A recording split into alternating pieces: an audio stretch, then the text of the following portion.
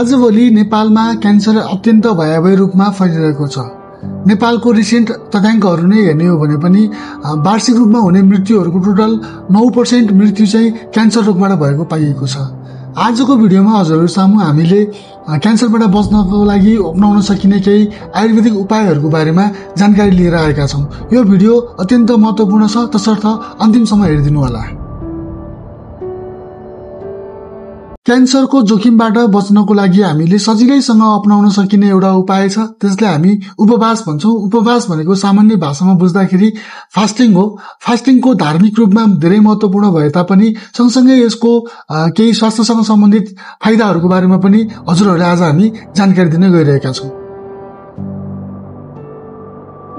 हिन्दू धर्म मान्नेहरूले चाहिँ प्रायजसो एकादशीको व्रत अर्थात् प्रत्येक महिनामा 2 पटक एकादशीको तिथिमा व्रत बस्ने गरेको प्रचलन छ।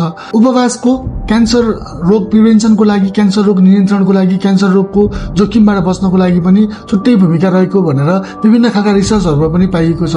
उपवासको मद्दतबाट हामीले चाहिँ क्यान्सर सेलहरू बनेको जुन चेन छ, क्यान्सर सेल बन्ने गरेको चेनहरूलाई चाहिँ पटक पटक समयमा विभिन्न इन्टरभलमा चाहिँ हामी उपवास गर्नाले त्यो क्यान्सर चेन चाहिँ जुन क्यान्सर सेलको चेनहरू बनिरहेको छ त्यो चेनहरूलाई ब्रेक गर्नलाई उपवासले सहयोग गर्छ भनेर विभिन्न खालका रिसर्चहरूमा पाइएको छ। शरीरमा क्यान्सर सेलहरू वृद्धि भइरहेको अवस्थामा हामीले उपवास गर्दाखेरि ती क्यान्सर सेलहरूलाई चाहिँ आफैमा नष्ट हुन जान्छन्। त्यो प्रक्रियालाई हामी अटोफेजी भन्छौँ। अटोफेजीलाई अर्को एउटा प्रोसेस पनि छ, फागोसाइटोसिस भन्ने एउटा प्रोसेस छ, जुन शरीरका सेलहरूले अनवान्टेड सेलहरूलाई खाने। अटोफेजी र फागोसाइटोसिसको जुन प्रोसेस छ, जुन प्रक्रिया छ, त्यो प्रक्रियालाई इन्हेन्स गर्नको लागि, त्यसलाई बढाउनको लागि उपवासले अत्यन्त राम्रो रोल प्ले गर्छ भनेर विभिन्न खालका रिसर्चहरूमा पनि बताइएको छ। एउटा मोलिक्युल छ लाइसोसोम भन्ने, जो चाहिँ फास्टिङको बेलामा, उपवासको बेलामा शरीरमा बढ्दछ, जसले गर्दाखेरि चाहिँ हाम्रो शरीरमा हुने क्याटाबोलिजमलाई चाहिँ बढाउने मद्दत गर्दछ। तसर्थ फास्टिङको समयमा उत्पन्न भएको लाइसोसोम, जुन शरीरमा कन्सन्ट्रेसन बढिरहेको लाइसोसोमले चाहिँ क्यान्सरको सेलहरूलाई नष्ट गरिदिन्छ। हजुरहरूलाई क्यान्सर प्रतिरोधात्मक एउटा पेय, आयुर्वेदिक पेय बनाउने तरिका जो हजुरहरूले आफ्नो घरमा नै बनाउन सक्नुहुनेछ, त्यसको बनाउने तरिकाको बारेमा जानकारी दिन गइरहेका छौँ।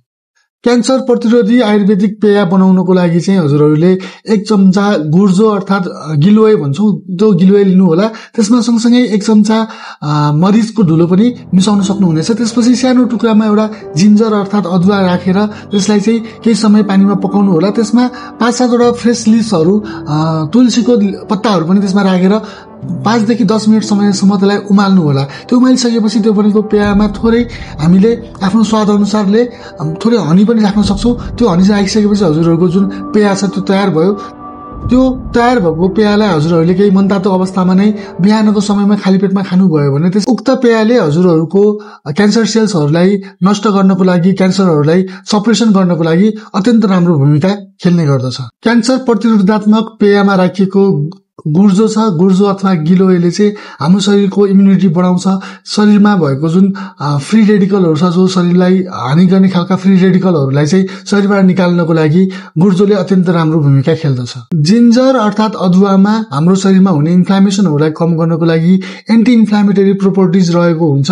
तसर्थ यसले क्यान्सर सेल्सहरूलाई रिमुभ गर्नको लागि, इन्फ्लामेसनहरू कम गर्नको लागि अत्यन्त महत्त्वपूर्ण रोल प्ले गर्ने गर्दछ। इन्जेरोल भन्ने एउटा कम्पाउन्ड हुन्छ जो हामी अदुवामा पाउन सक्छौँ। त्यसले चाहिँ क्यान्सर सेल्सहरूलाई चाहिँ इनिभिट गर्छ, त्यसले क्यान्सर सेल्सहरूलाई बढ्न दिँदैन भनेर विभिन्न खालका रिसर्चहरूमा हजुरहरूले आर्टिकल पनि पढ्न पाउनुहुनेछ। तुलसीलाई आयुर्वेदमा क्वीन अफ हर्ब्स अर्थात् जडीबुटीहरूको रानी भनेर पनि चिन्ने गरिन्छ। तुलसीमा हुने विभिन्न खालका केमिकल कम्पोजिसनहरूले चाहिँ हाम्रो डिएनएलाई ड्यामेज हुनबाट चाहिँ बचाउने गर्दछन्। सँगसँगै यसमा विभिन्न खालका कम्पाउन्डहरू हुन्छ जसले चाहिँ हाम्रो शरीरमा एन्टिअक्सिडेन्टको काम पनि गर्ने गर्दछ। मरिचमा हुने पिप्रिन भन्ने एउटा कम्पाउन्ड हुन्छ। त्यो पिप्रिनले चाहिँ हाम्रो शरीरमा अन्य कुराहरूको, अन्य जुन कम्पाउन्डहरूको चाहिँ सेलमा पुर्याउन सक्ने क्षमतालाई बढाउँछ, जसलाई हामी क्याटाबोलिजम भन्छौँ। सँगसँगै सेलहरूमा भएको अनवान्टेड चिजहरूलाई सेलबाट निकाल्नको लागि पनि पिप्रिनले एकदमै राम्रो भूमिका खेल्दछ।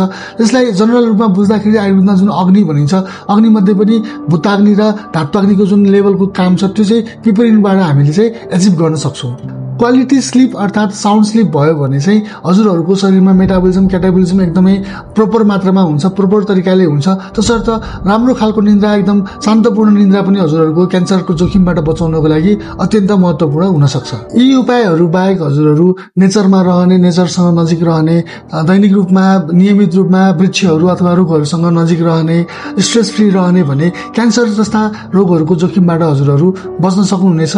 आजको भिडियोमा हजुरहरूलाई हामीले क्यान्सरको जोखिमबाट बच्ने केही आयुर्वेदिक उपायहरूको बारेमा जानकारी दियौँ।